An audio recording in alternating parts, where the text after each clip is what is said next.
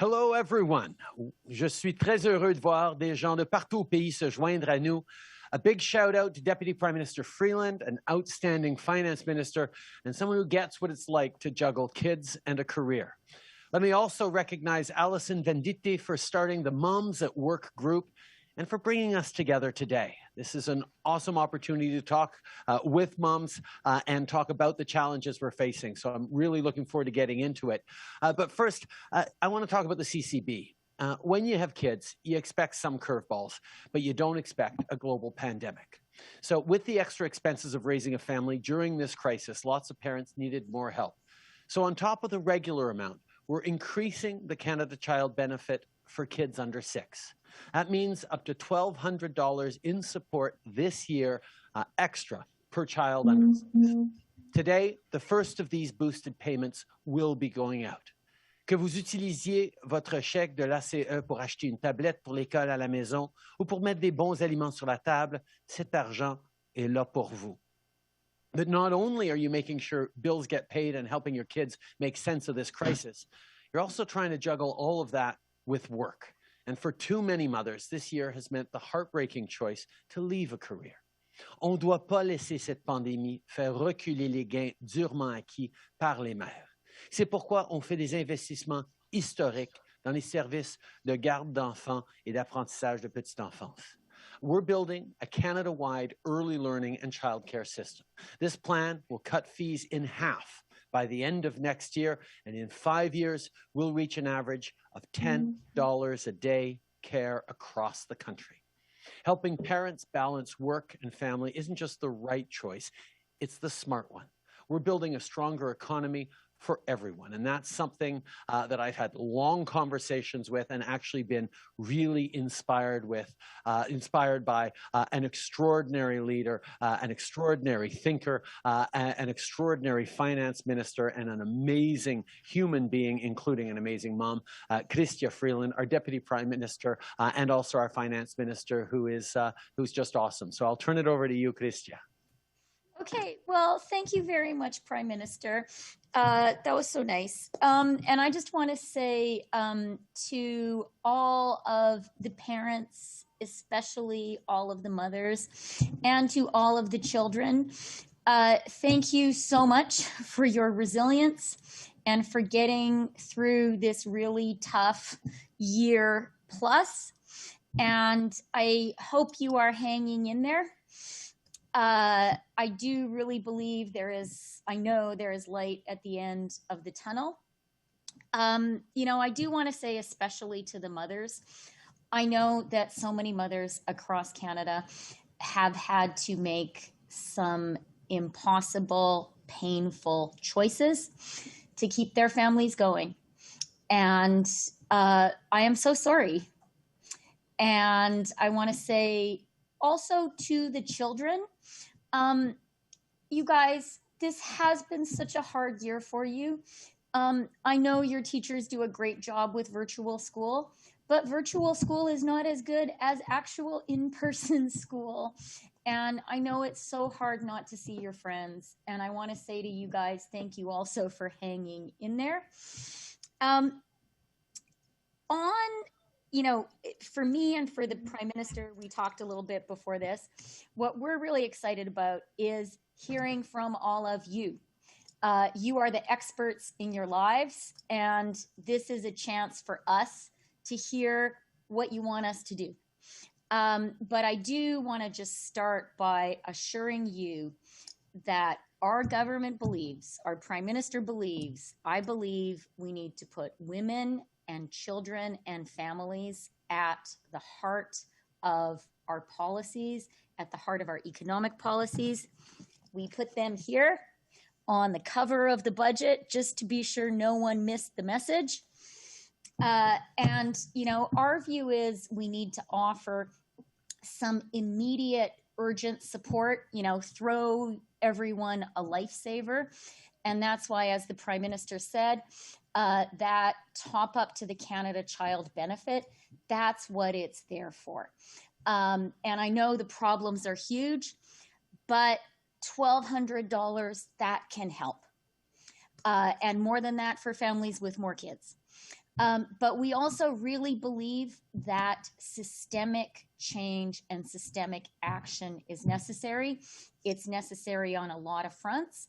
But let me just highlight early learning and childcare. We're going to build a universal system across the country 5 years from now, $10 a day for everyone. Et je veux remercier le Québec pour le leadership, surtout les féministes du Québec, qui ont démontré que c'est possible et que c'est une excellente politique économique. So as the PM said, this is the right thing to do, but you know what? Building early learning and childcare, that is social infrastructure. It is as much a driver of jobs and growth in the economy as building a bridge is. You know what? It's probably more. And so we are going to build Canada. We're going to recover by supporting parents, mothers, families. I have my notebook here, and I'm keen to hear from you guys. Thanks, Chrystia. Let's start by passing it over to Allison to tell us more about this extraordinary Facebook group and what kind of work it does. Allison. Hi. Did not expect to be here. So hi, my name is Allison Vididi. I am the founder of Moms at Work, and we are Canada's largest group for working mothers. I'm an advocate and an HR professional. I'm also the mom to 3 boys who are 9, 7, and 3. Moms at Work at its essence is a community advocacy and education organization, and we're designed to support and voice and provide network to working mothers. And our overarching goal is that, we don't care if you're an executive, if you work at a grocery store, or if you took time off to care for your kids, you belong here with us and we can support each other. I will say that when the pandemic hit, our world went upside down, but I saw the writing on the wall that mothers would be carrying the load of this. I feared for my community, and since all my work dried up, I threw myself into supporting them. So I wasn't wrong. On average, we know that working mothers took on an extra 30 hours a week of unpaid labor, but that didn't stop us. So we commented benefits as they were being announced by yourself. We have employment lawyers, tax specialists, therapists who stepped up for free to help support us. We've created programs we needed, our parental leave management certificate program for employers, how to improve mat leave, free resources, and we've had speakers, both the pay equity commissioners, we're huge fans of Karen Jensen, yay! And I repeatedly tell our community that their voices matter, that they can be the change, and this opportunity here has shown us that all that I have done has meaning. But I wanted to take an opportunity to say thank you. One, for the speed in which you rolled out the benefits and supports. Many of our families used them. And as I said before to Chrystia, when you presented that budget and announced universal childcare as a priority, I can say with all honesty that I have never felt more seen in my life. So to have both of you as working parents recognizing our struggles and sacrifices means something to us, and it says, we see you. So Moms at Work is going to continue to make a difference in women's lives, and we will continue to try and change policy. And I hope that this is just the start of our work. And I'm so thankful that you're giving all these women a voice. Allison, it's absolutely amazing what you've been able to build and pull together and all the different layers of resources. And just to highlight one that really struck me is the support you're giving to people who are struggling with grief at having to step away from a career. And I know there's a lot of grief and a lot of challenge that we've all faced over this past year. But that's one that sometimes gets forced upon you, where you don't feel you have enough agency because your partner makes far more than you, or situations where it's just you have to be the one. As we always know, it so often falls on the mom to do more of the unpaid work, more of the support at home. Tell me about how that came about, and what kinds of supports and what kinds of response you're seeing as we try and figure this out, and hopefully how childcare coming in across the country will lessen those impossible choices at least a little bit. I think that was, after about 8 months of feeling very unheard and having to make these hard choices, you're going to hear from people today who did impossible things, who are healthcare workers, who started new businesses, who made it happen. And the important part that, affordable childcare is going to play in that. both of you had said that we're looking for a recovery, and we can show you what that recovery looks like with the support of childcare in every sense of the word. So I'm really excited to have all our members speak here. Well, without any further ado, let's get right into it. I'm so looking forward to hearing from some of these parents in the group. So why don't I turn it back to you, Allison, to kick off the discussion. Great. So first up, we have Amina, and Amina has an incredible story about how she started a completely new venture. And of course, it wouldn't be a Zoom if we didn't have to point out you might be on mute. Obviously. Yeah. There you go. Hi. It's a pleasure to be on this call with you all and be able to talk about the experiences that I've had throughout COVID in starting my new business. I'm the founder of an ecological farm in Prince Edward County, Raining Gold, and it started because of the pandemic. The pandemic forced me into one of my pandemic passions. So while everyone was baking sourdough bread at the beginning and like Marie Kondoing their closets, I was planting my garden in my very small backyard in Toronto. And I did that because I was afraid that the world was going to end, and I was the mother to do. And just before the first lockdown in Ontario, I had my second daughter. So having a newborn and a 60-month-old at the time, I was afraid to go into grocery stores because we didn't know what COVID-19 was. So I bought some seeds, I bought some lights and some shelves, and I started growing seeds for tomatoes and cucumbers in my daughter's bedroom under lights. And then I planted them outside and they grew. And I grew so much that I was able to support my family and also support the food insecure folks in my community.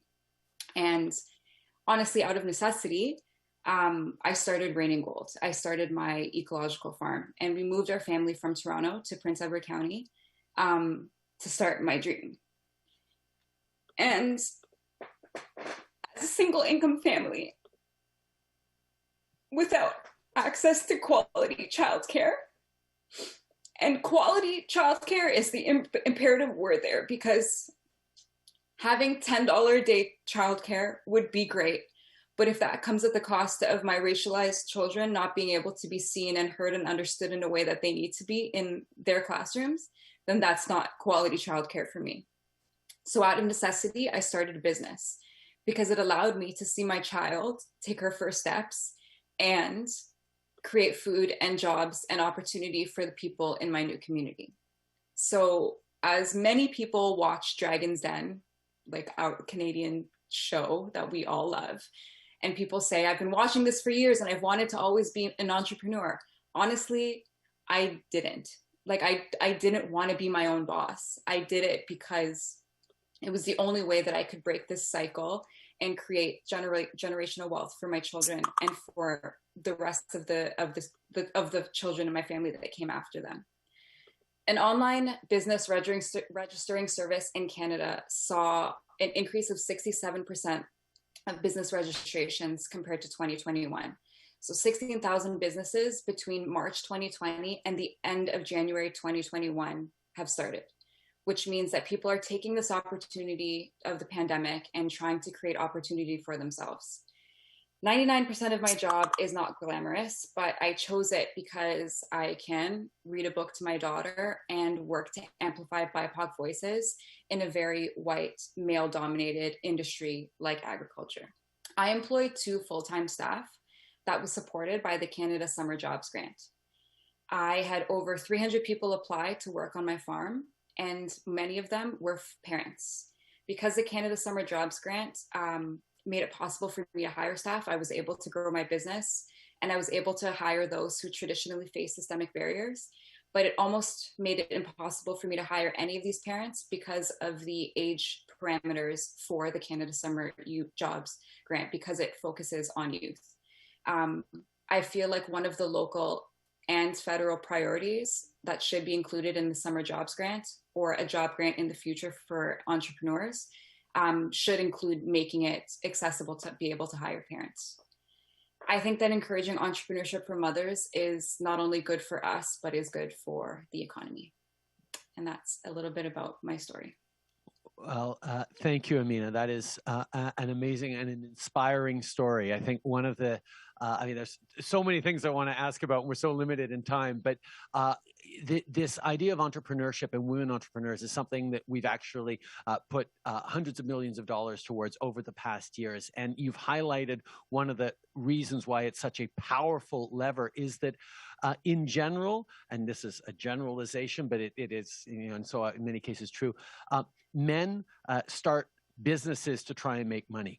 Women start businesses to try and solve problems and to try and contribute and create something that is going to fill a gap that they see, not just for them, but for the community. And your story is extraordinarily inspiring, and why we have invested in Women Entrepreneur Strategy, which is something I hope we'll be able to connect you with to see about it. And I really am interested in the idea of expanding either summer jobs program for students to larger groups, or maybe creating programs or highlighting programs that already exist for that.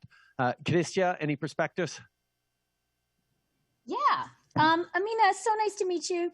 I want to tell you about two programs that could be helpful for you. So we announced in the budget a digital adoption program for small businesses.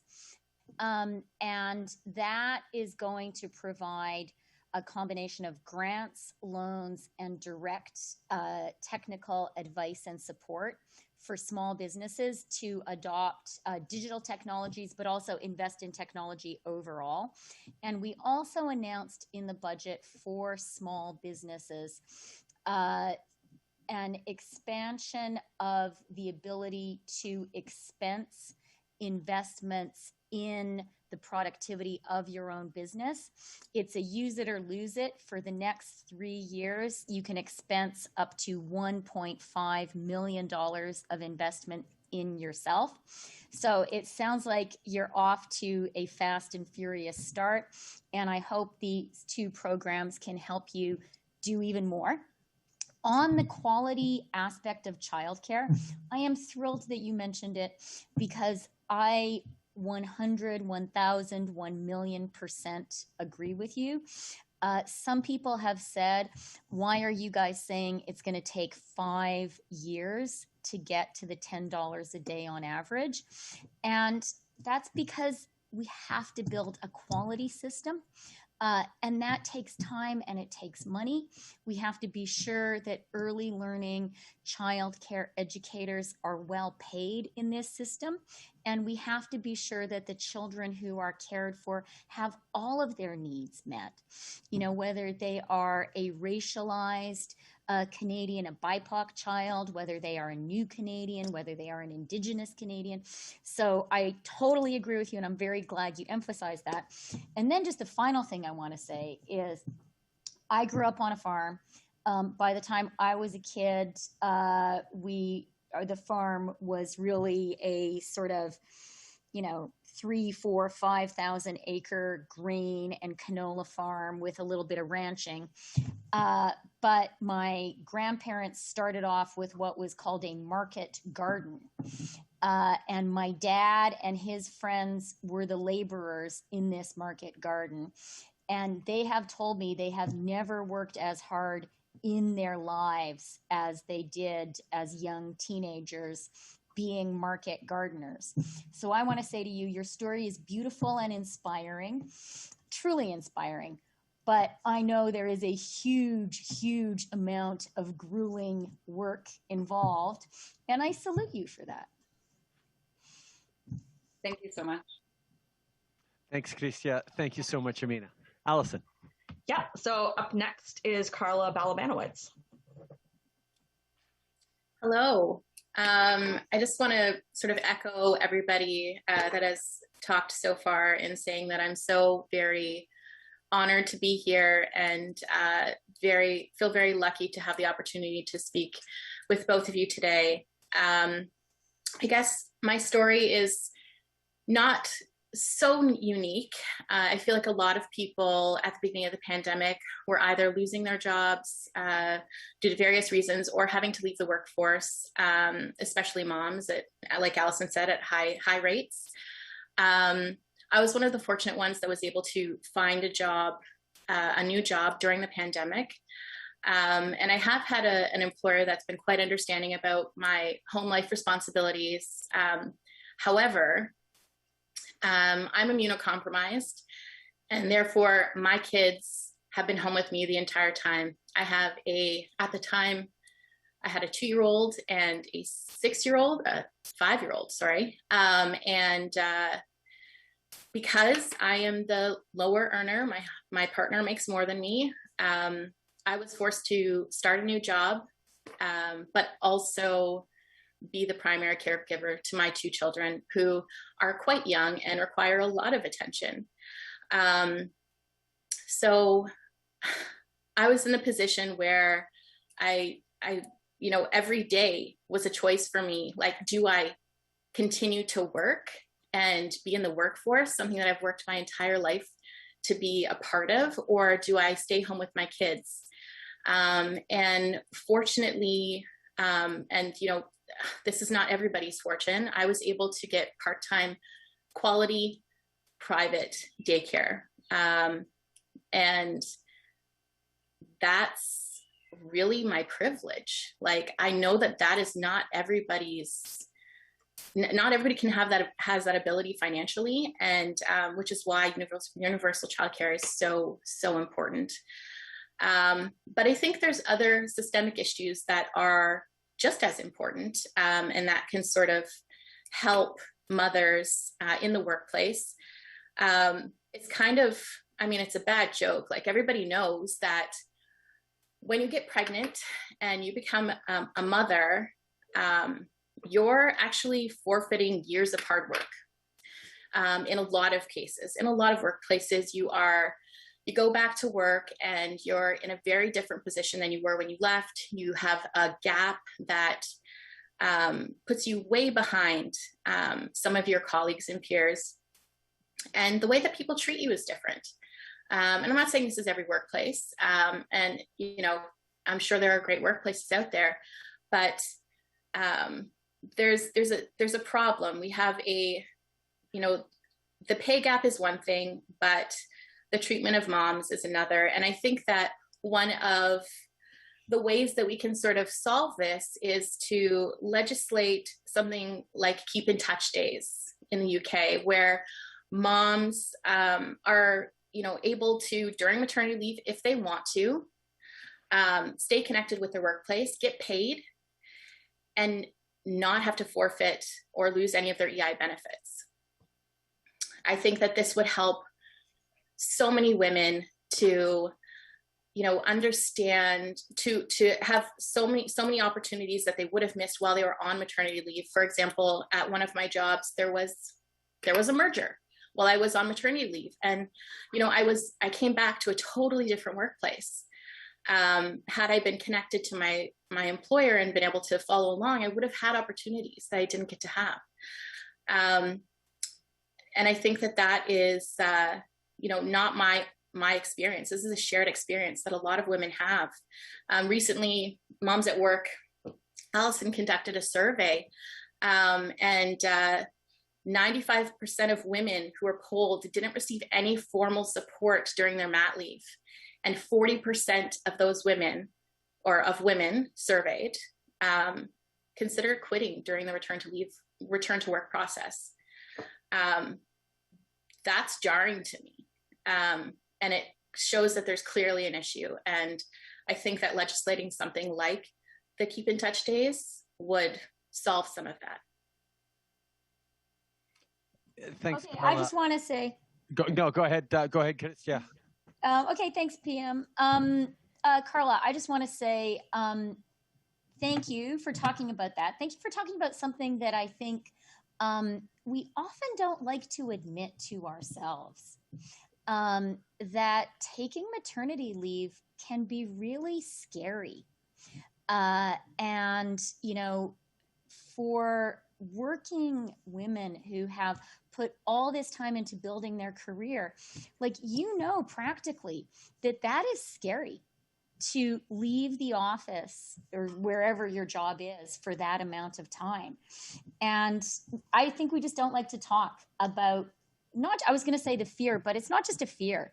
It's a reality that there are opportunities that you're going to miss. And it's a reality that when you get back to work, people are going to look at you and they're going to say, is she still working as hard as she did before? Is she still as good as she used to be? And it's also a terrible tension because at the same time, you have this new little person in your life who you love so much and you just want to be with. And I'm not surprised, Carla, to hear you say, you know, that a lot of women struggle with the decision to go back to work. Because I remember when my youngest is now 11. So I feel like I'm through the really hard, kind of intense animal husbandry years of parenting.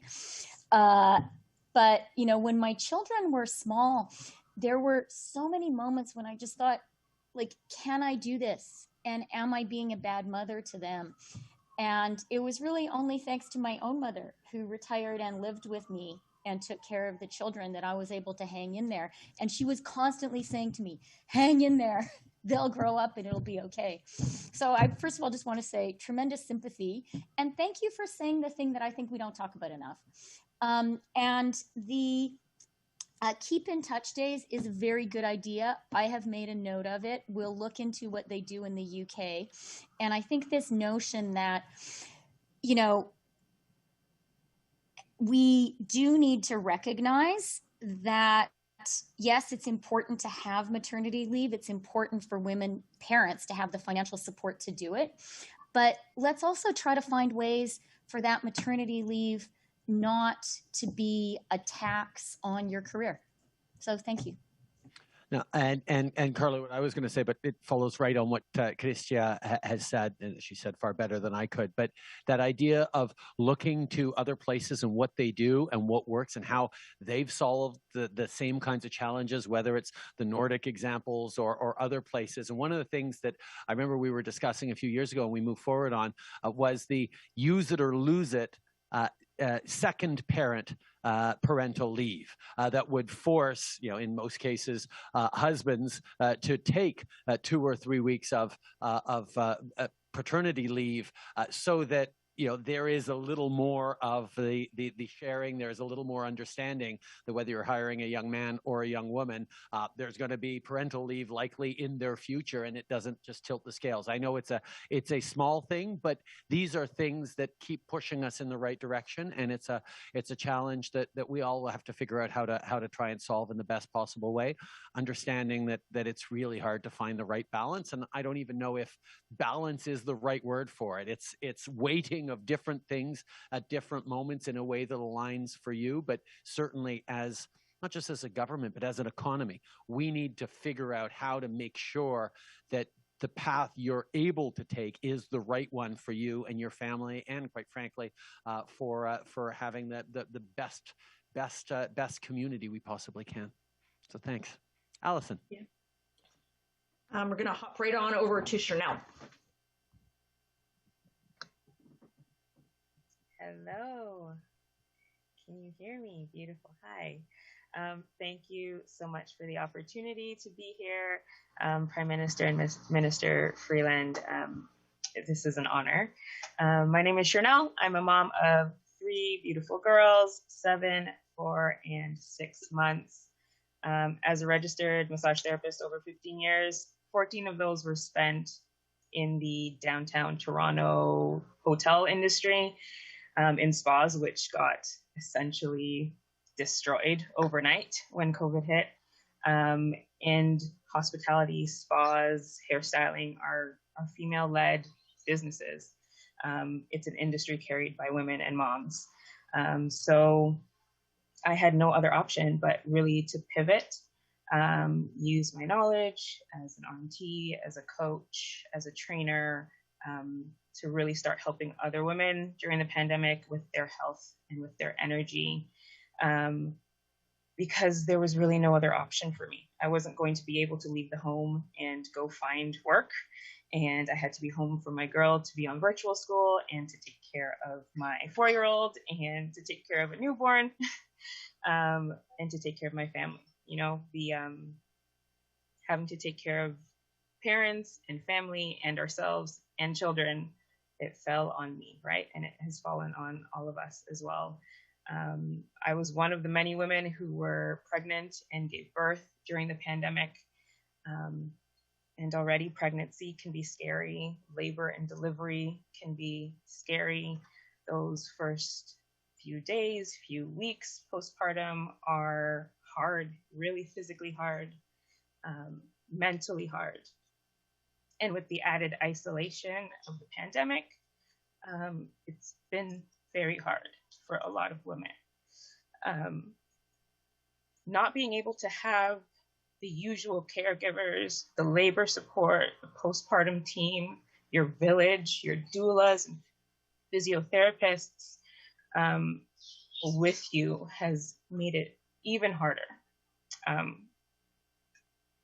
think it's very clear that COVID has really increased the awareness for not just mental health, but maternal mental health, especially in BIPOC and women of color.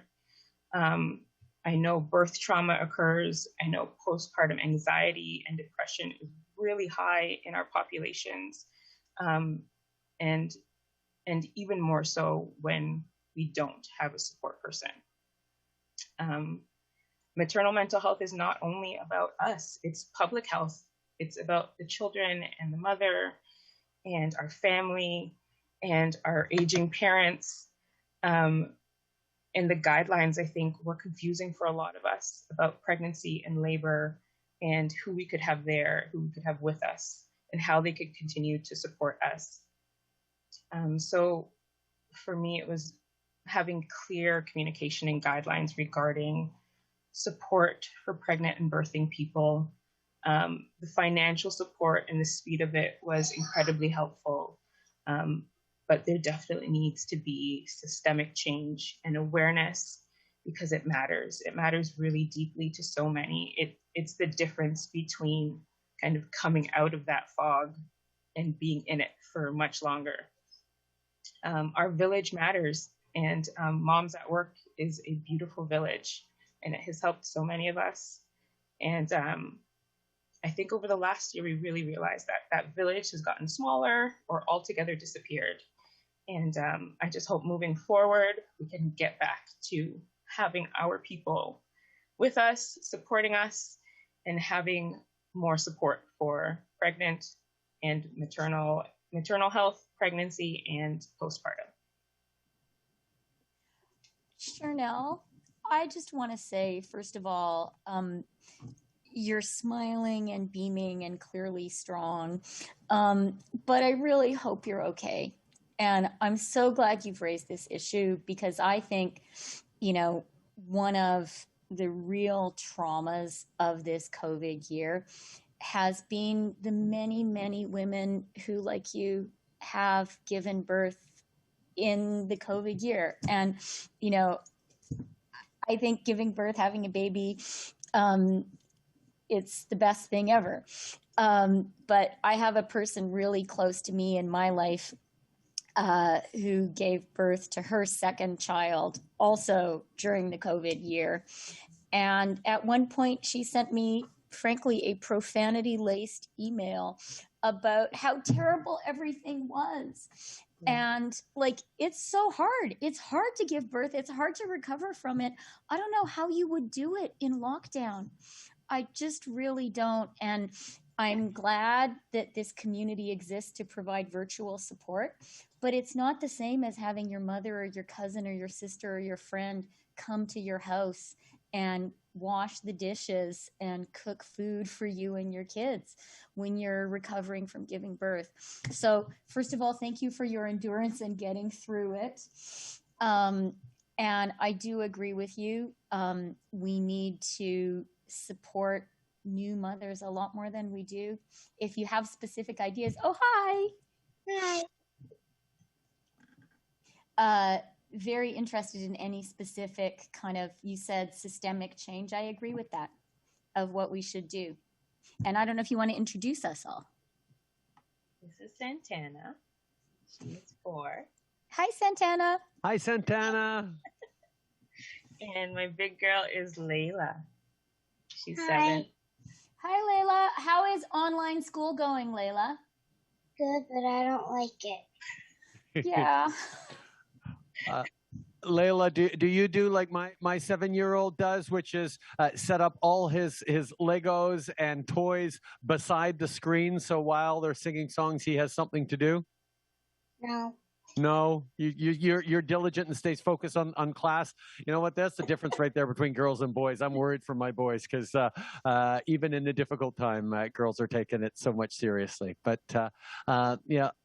Layla, I want you to keep supporting around the house what you do. Your mom is an amazing mom, as you know, and she's inspiring. And Chanel, thank you so much for sharing, and continue to stay strong and know that we're going to try and help as every way we possibly can to make sure that we're giving all the opportunities, not just for you, but for the kids as well.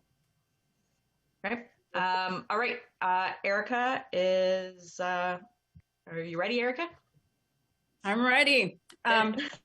It's such an honor to be here, and I want to recognize all the wonderful women that are surrounding me here, with me in spirit, and actually all across, including my tia, my aunt in Mexico, who recently passed away. I want to honor that because that's who's here with us all. I have my own story. But I also want to talk about some of the solutions, right? I am a multilingual mixed race woman, Mexican, German, Canadian. I am a single mother by choice. My name is actually Erika, and my daughter is Yushel. Whole history there. I wasn't going to cry. I also pivoted. On March 13th, Friday, March 13th, I lost my job. I lost daycare. My father in BC, I'm in Toronto. We're in Toronto, my daughter and I, went into hospital for the 3rd time that year. He's still alive, gratefully.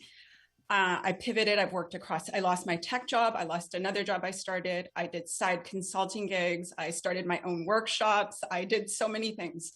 I'm a human-centered design and transformation facilitator. So I look at things systemically. Let's talk about the systemic change. What do we want? We want to be at the table. Chrystia, you're at the table. We want to be at the table, all the decision-making tables. We want racialized and Indigenous women, single parents, single mothers with disabilities, mothers with children with disabilities.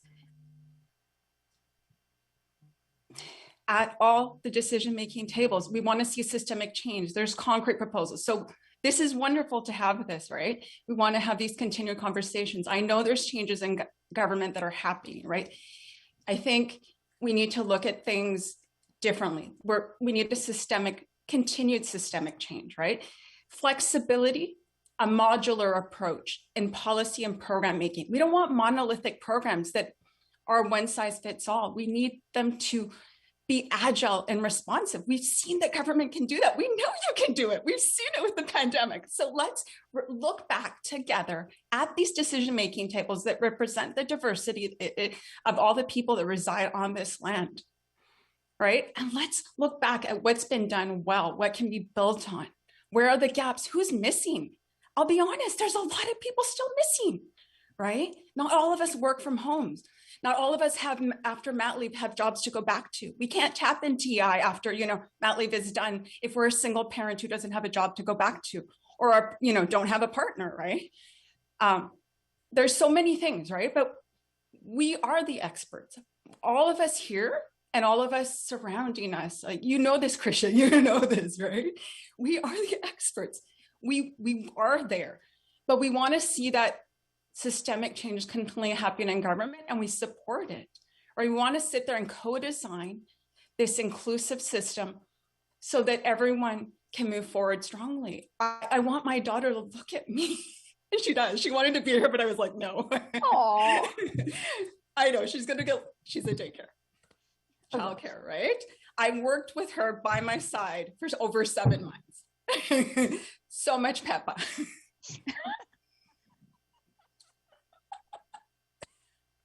I'm not going to say more because that's it, right?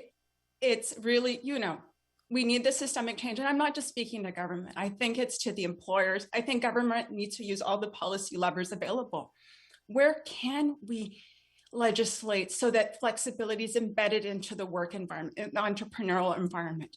We know that in workplaces right now, many women are being forced to go back to work in the office, right? Well, we still don't have a solution to the virtual school and other issues, right? We know that we're not choosing to leave jobs. We're being forced to leave jobs, right? So let's make this a real choice. Let's make this really a collaborative effort. Right? We're here, we're intelligent, we're experts.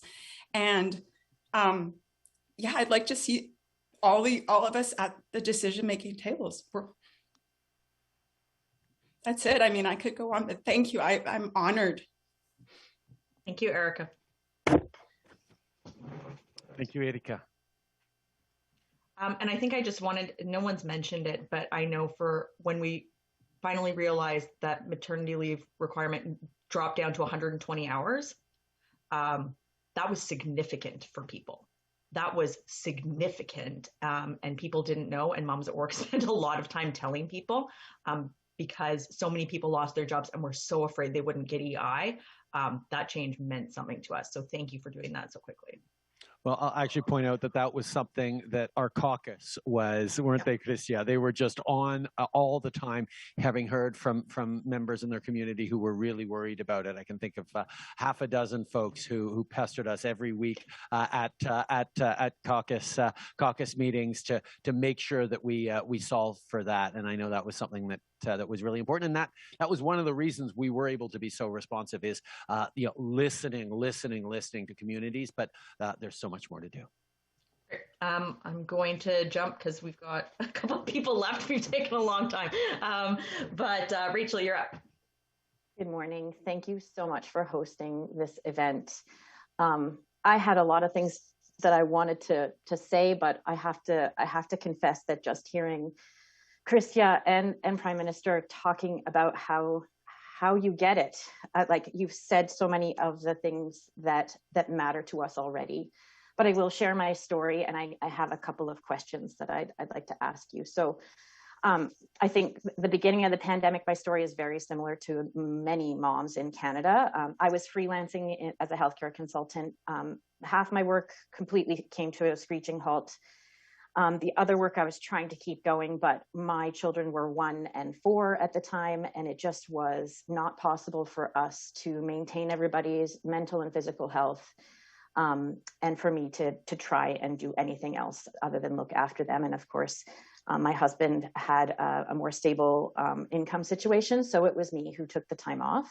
And it was a very challenging 7 months. I think we did come out relatively unscathed, but it was a real challenge for myself, my husband, and the children. They were not happy being stuck at home all the time. They missed their friends. Virtual school for my junior kindergartner just was a no-go. It's just completely developmentally inappropriate for children this young to try and do virtual school. So when the summer was moving along and plans for reopening schools were being discussed, we did not feel confident about our province's plan for reopening school. And we do have immunocompromised family members in our household. But we didn't know what to do. I knew I couldn't just keep staying home. I missed using my mind and working on the problems that I'm very passionate about.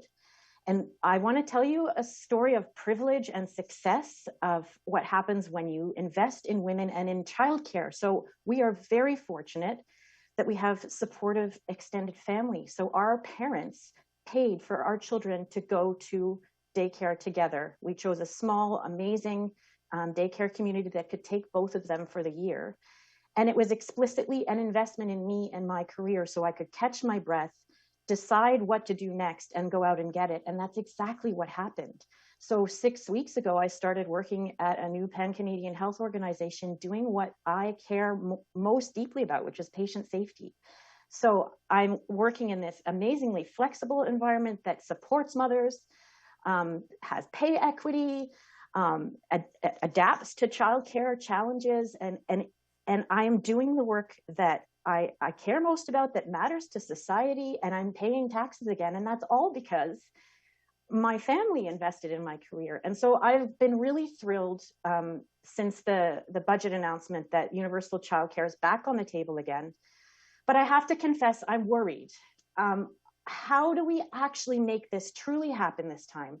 I have friends in their 60s and 70s who said, we've been fighting for this since our children were babies.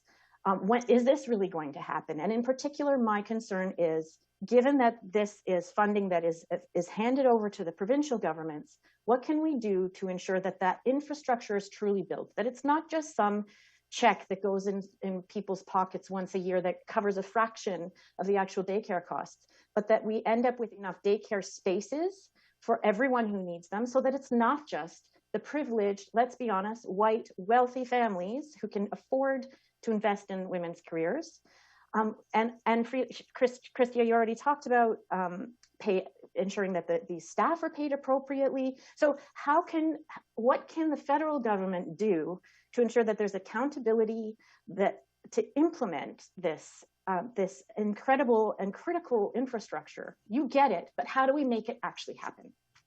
These are exactly the kinds of conversations that Chrystia and I have been having over the past 6 months as we were moving towards this. So I'm so happy to turn it over to Chrystia, who can keep you apprised on everything that we're trying to do to make sure that exactly those concerns get responded to. Chrystia.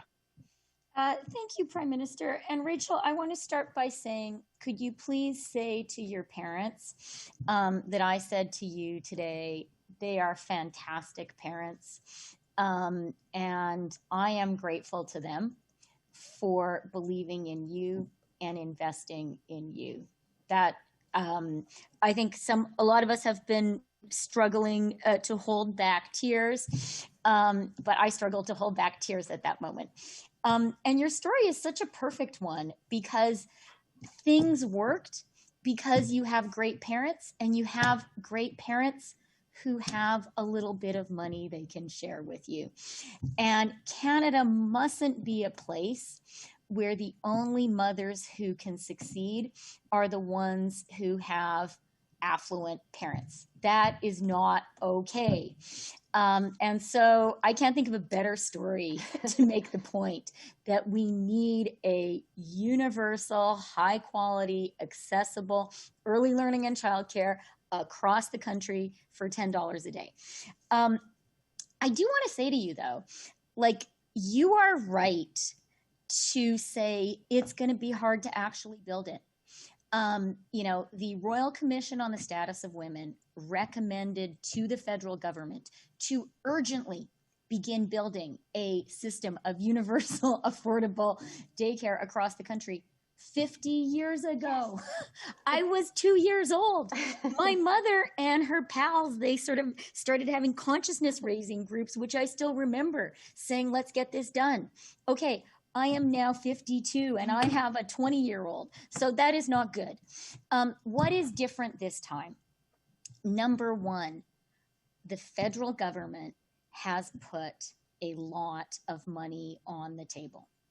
$30 billion over 5 years, and ongoing $9 billion a year, which is built into the fiscal framework in the budget, ongoing. That is a big deal, and that is a powerful commitment, and I hope and believe a powerful incentive for the provinces to do bilateral deals with us. But guys, the truth is, this will only be possible building this system and building, the high quality system, the accessible system, the system that has well-paid workforce. That's only going to be possible if this truly becomes a national movement. We are going to need parents, mothers, parents, to advocate for this fiercely, and not just mothers and parents, because I think the political reason this hasn't happened yet, or one of them, is people really care about childcare when they have a little kid who needs childcare. But as soon as your youngest kid, you know, I would say for me, the relief moment was 5 and senior kindergarten. Like at that point, you know, sigh with relief, and it kind of gets a lot easier. And people stop caring about it so much. So we need to make sure, you need to make sure your fabulous parents go out and advocate for this too. People need to make sure that your fabulous employers go out and advocate for this too. Because the provinces are going to need to know Canadians want this to happen. And if you guys can help us that way, I promise you we're going to get it done. Yeah, and the way we're going to make sure we're negotiating hard so that provinces that want to access this money actually have to do it.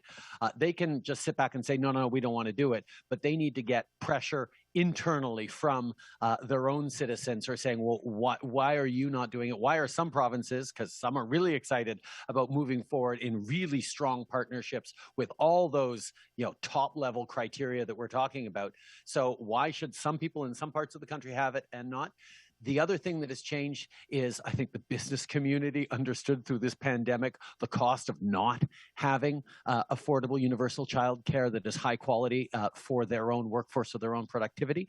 And we have 25 years of an example in Quebec of how what this does, both for the local economy, what this does for families and for women's participation in the workforce. 25 years, they've struggled through a whole bunch of the design challenges and issues that hopefully won't take us 25 years to do for the rest of the country, but they've proven tangibly it can be done. It can be done successfully, not just in the Nordic Scandinavian countries, but in Canada, and it benefits. And that's why we are so focused on driving hard on this through, and why we need you to continue to amplify that voice and make sure that it really is an issue anytime anyone goes near a ballot box for the next 10 years or so until we're moving on to the next challenge. But this is going to take a lot of work by all of us to get there, but we're there for it. And I'll just say that's excellent, because we not only make shirts, but moms also bring snacks. So we are ready to get out there and do the work, right? So we have shirts. It's great. Okay. I'm really excited to introduce you to Jem. Jem is a healthcare worker and a mother, and has her story to tell. Good morning. My name is Jem Gangmin Lee Herder. I'm a first-time mom to this 9-month-old girl, Jae-yoon, and this is my partner, John, joining us today.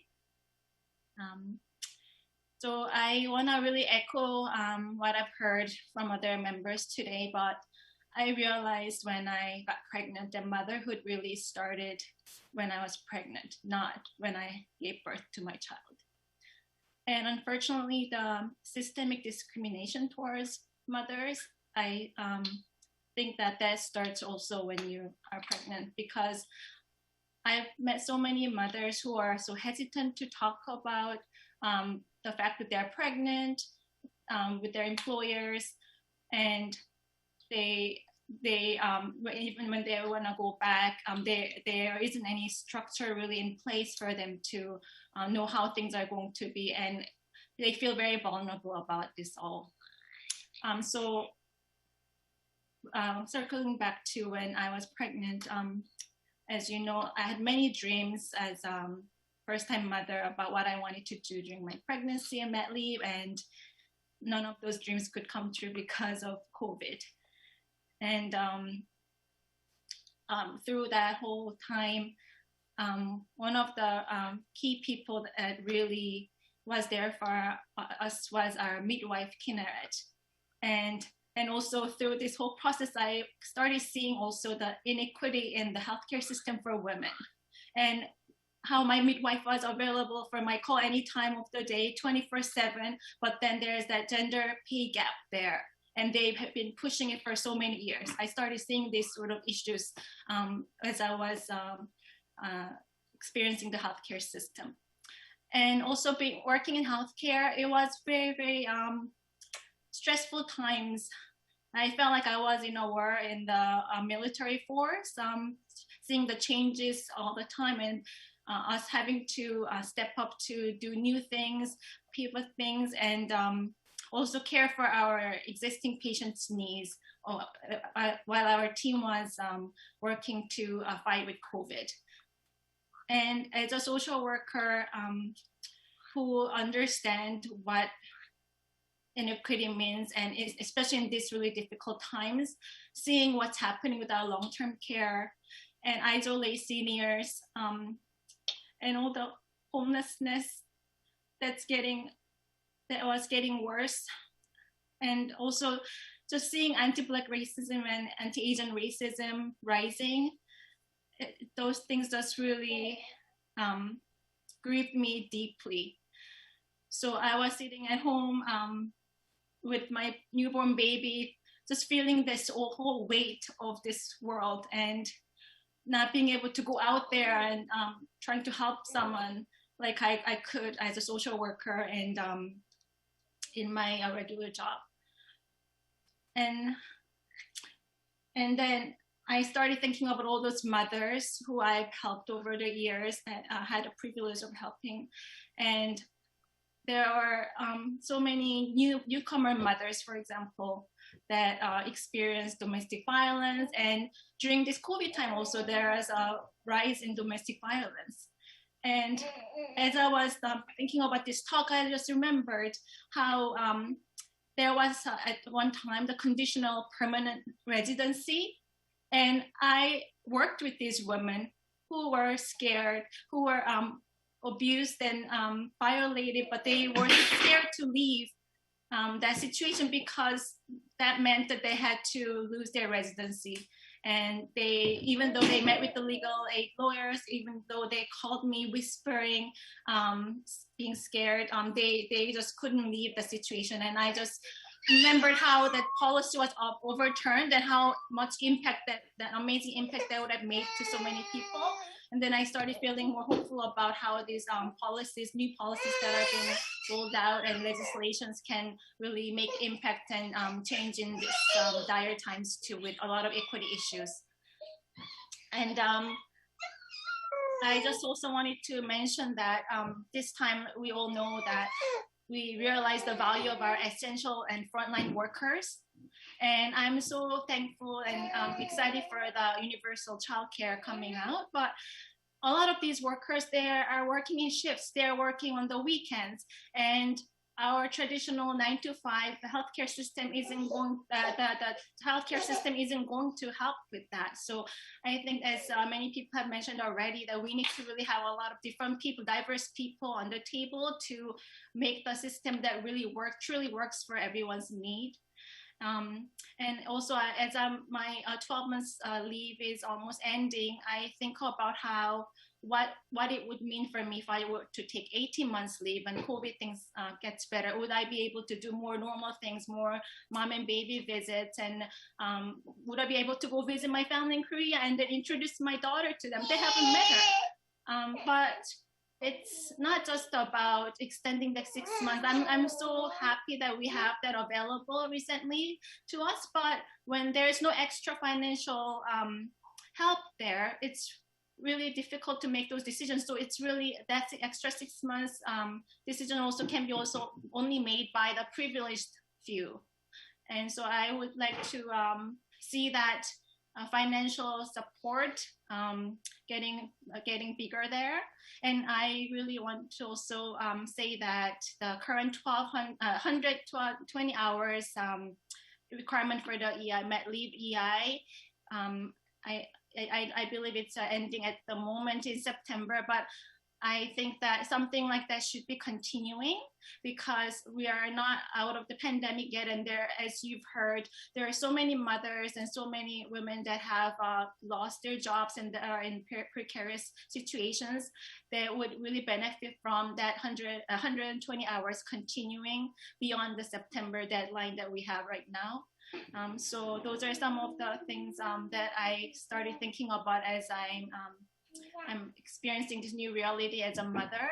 And the motherhood has really opened up so many exciting opportunities like this advocacy, and also made me see a lot of different things that I didn't see before. So I was a bit scared of the motherhood in the past, maybe of the things that people are concerned about, as the career vulnerability and whatnot.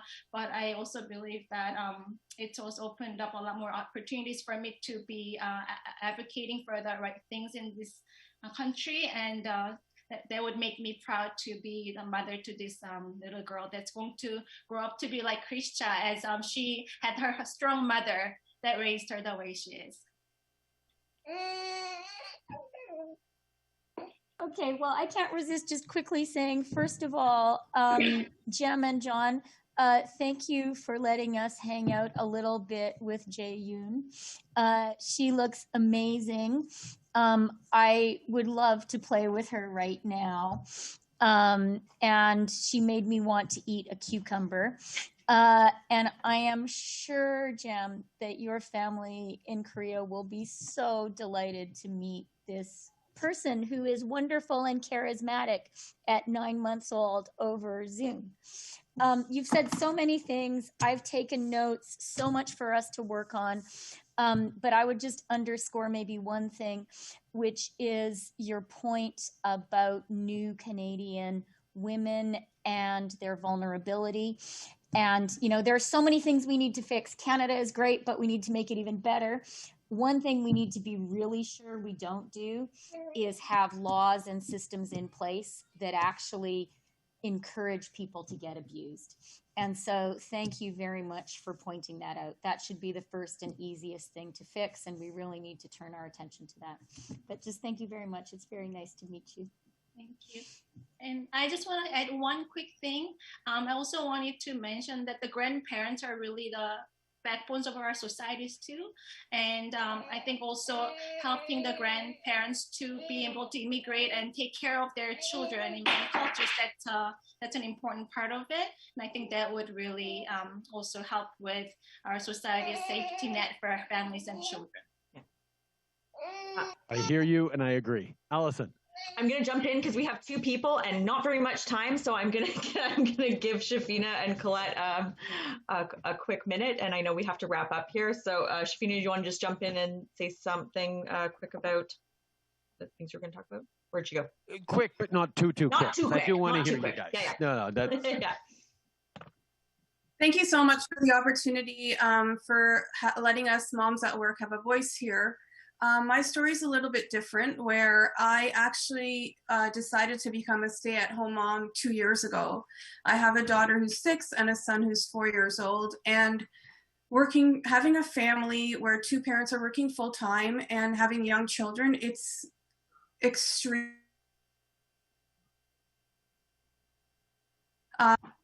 It was just, the days were just, very long and tiring and exhausting and stressful.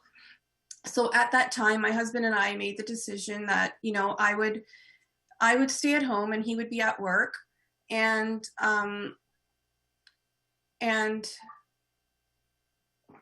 sorry, I think my internet is cutting out a bit. It's good. We're hearing most of you. So we made the difficult decision for myself to stay home, and it's not a decision that many families can make. So, that's something that families should be able to spend the amount of time that they want to raise their children. It shouldn't be the hustle and shuffle of every day, just, doing drop off and pick up and going to work. And it's very stressful. What we need is flexible work, and it's not out there. And this amazing group, Moms at Work, has been creating opportunities for each other.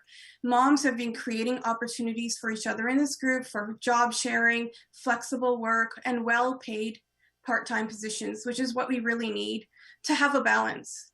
And like Erica said, we want to be at the table to make those decisions, to help make those decisions, because not only can we tell you about the problems that we're experiencing, we have solutions and we're putting them in place, but we need to do that on a broad spectrum. And that's I'll end it there, but I just do want to say thank you so much for the opportunity. Thank you, Shafina. Changing the culture around the workplace is something that government can play a role in, but it's so much broader than that. That we're happy to work with you, but also happy to keep pushing. Private sector, developing communities in understanding that the world of work is changing, and we need to keep that flexibility and those opportunities out there. And this is what we're very much trying to work on. So thank you, Shafina.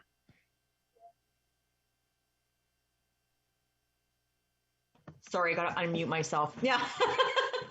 So much fun on Zoom. Last and certainly not least is Colette, who's been working with Moms at Work for a very long time to do all sorts of amazing things. Hi, everyone. I'm so grateful to be here today. Like Allison said, my name is Colette Abbott. I'm originally from the West Coast, but had been living in Toronto for the past 10 years. I'm a communications professional and had been self-employed for most of my career, working on various social issue films and campaigns. My partner and I have 2 young children, Stella, who is 4, and Felix, who's 6.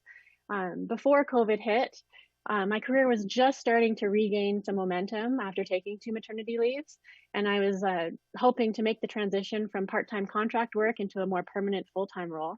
And I was down to the last couple of interviews for a couple of positions at the time. And then when the pandemic hit, everything shut down, everything came to a halt, including those potential job opportunities, daycare, schools closed, obviously.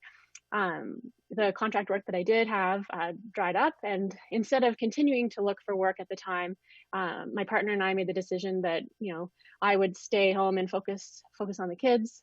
Luckily, my partner was able to keep working, and they were flexible enough for him to work from home. I know certainly with the combination of the CERB payments and not having to pay that $3,000 a month that we were paying in daycare, we were able to manage, especially over those first few months. And I certainly appreciated the speed with which the CERB was rolled out, and that it was also available to self-employed people like myself that wouldn't normally be eligible for EI. Basically, after sort of adjusting to lockdown life over the first couple of months, my partner and I made the decision to leave our home in Toronto and move across the country. We moved in with my in-laws in Kamloops, British Columbia, with my husband being able to work remotely, and that just sort of gave us the extra support from family, so that I could actually have a chance at hopefully getting some more work, or at least looking for a job. And it also just felt nicer to kind of have some grandparents in our bubble at the time. And so we arrived in Kamloops. I started looking for work, but it has been a challenge. Like, I think the job market is a lot, it's really competitive right now.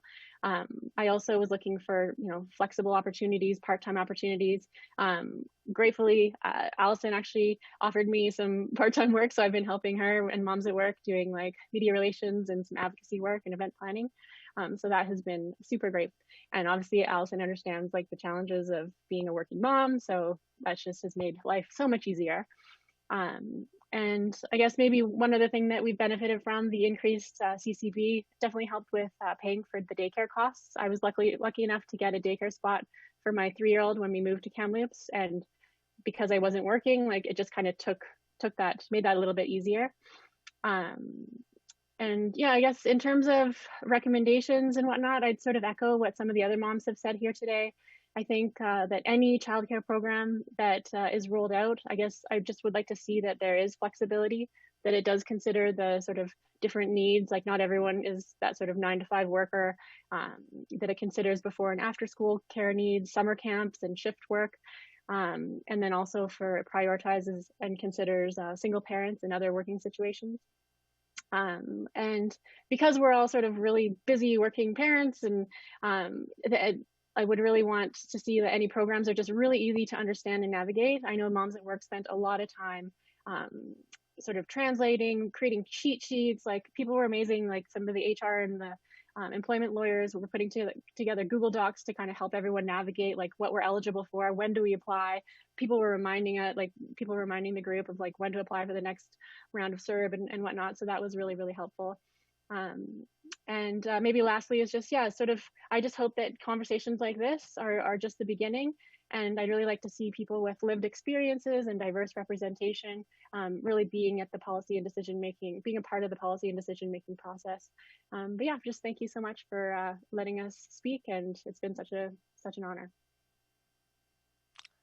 Thank you so much, Colette. It's great to hear your story and great to see you're able to contribute to the impact and the success of Moms at Work by working with Allison as well. We need to make sure that we're getting out there, but we also need to make sure that the work that all those experts are doing at translating governmentese into ease of use for you is something that we're doing as well. You can create all the greatest programs in the world, but if people can't access them, if people don't know where they are, if they're too confusing to navigate, it just creates barriers, particularly for people who are already facing barriers or marginalization that we need to undo. So it's great to have people working on that, but it's something we need to work on as well. Thank you so much for pointing that out and for sharing your story. Chrystia, why don't I turn it back to you for wrap-up thoughts? Okay, well, thank you very much, Prime Minister, and thank you very much, everyone. I think building communities is so hard, and building virtual communities is even harder because we are physical, social animals as humans. And I just salute you guys for having so clearly, successfully built a virtual village, which is so smart and so mutually supportive. And I feel so lucky to have heard your stories and heard your ideas. So that's the first thing I want to say. The second thing I want to say really quickly is something that Allison mentioned in an op-ed you wrote, Allison, in the Globe and Mail in the fall, where you talked about how women, we tend to blame ourselves. If we can't optimize for every single thing, like be the perfect mother to each of our children, be the perfect partner to our partner, do the ideal job at work, maybe be the perfect child to our parents. We sort of think, wow, if I'm not doing all those things, I am bad. It's my fault. And I just want to say to everyone here, no one can do all those things. No one can do all those things perfectly ever, but particularly during COVID. So I just wanted to say to everyone, you are great. You have told us so many stories of resilience, and that is admirable, but also be kind to yourself and give yourself a break if it's hard to keep it all together. And then two more just quick things. I agree with you all. Who is at the table matters. And working women, mothers, parents, from diverse experiences, you are the experts in your own lives. And it is really important to have you at the table. And I have to say, like, one of the things that surprised me about some of the public reception of the budget, but maybe it shouldn't have surprised me, was there were some people, and I have to say these tended to be your older white guy in whose life a child care plan was, I have a wife. Such people found it hard to see early learning and childcare as social infrastructure that will drive jobs and growth. And so I can just say about the cabinet table, having working parents and especially working mothers, it's made a big difference. So I really agree with that. And then just my final, just a plea to you guys. Please, please, please help us to get early learning and childcare done. We are totally committed. We have put the money on the table. It's clear for this conversation to me that we share the vision of what we want, but the federal government is not going to be able to do it alone. We need Canadians to sort of say, okay, after 50 years, this is it. Let's do this. Merci beaucoup.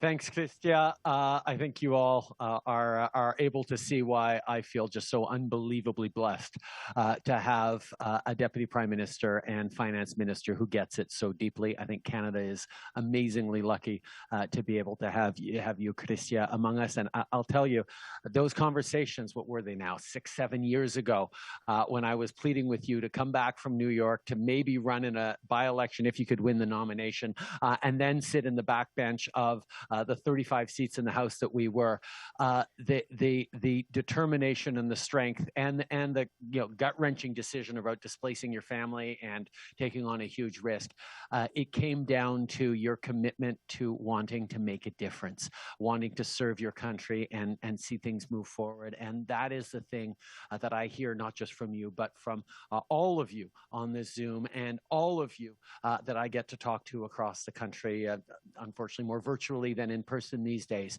But that desire to solve problems, to build a better community, to build a stronger, more prosperous, more effective, fairer future is something that binds Canadians together. And it's not easy. And there's going to be setbacks and challenges along the way. But I know it's something that we can do together. And because of your voices, because of amazing people like Allison who are gathering and generating resonance for these voices, I just want to say thank you to all of you for everything you've said. I don't want to add anything else because you've really led and added so much to this. Lots to reflect on, lots of notes to follow up on, lots more to do. But we're doing it, and most importantly, we're doing it together. Thank you for everything you've done. Merci beaucoup pour tout. Bonne chance, continuez de travailler, continuez d'avoir cet impact, continuez de changer le monde. Keep it up and know that we will continually be there to have your backs and to make sure that we're moving in the right direction. Thank you so much, everyone. Thanks, everyone.